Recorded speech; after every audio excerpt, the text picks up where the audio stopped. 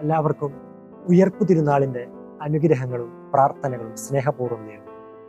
വിലാപങ്ങളുടെ പുസ്തകം 3-ാം അധ്യായം 22-ാം വാക്യം.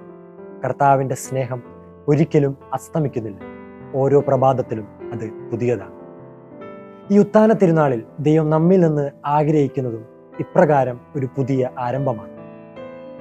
നമ്മുടെ ജീവിതത്തിൽ പിന്നിലുള്ളവയെ വിസ്മരിച്ച് പുതിയതായി ആരംഭിക്കാൻ നാം ഇപ്പോഴും തയ്യാറാകണം.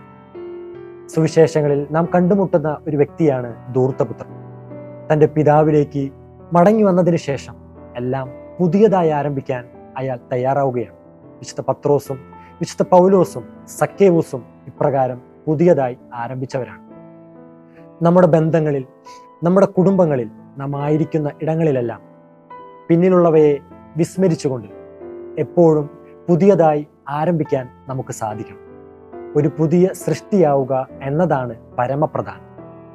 അപ്രകാരം നമ്മുടെ ജീവിതത്തെ കർത്താവിന് സമർപ്പിച്ചുകൊണ്ട് ഉത്തിതനായ യേശുവിലുള്ള പ്രത്യാശയിൽ എപ്പോഴും കണ്ണുനട്ടുകൊണ്ട് പുതിയതായി നമുക്ക് ആരംഭിക്കാം. നിരാശപ്പെടാതെ ക്രിസ്തുവിനെ നോക്കിക്കൊണ്ട് നമുക്ക് മുന്നേറാൻ സാധിക്കട്ടെ. ആമേൻ.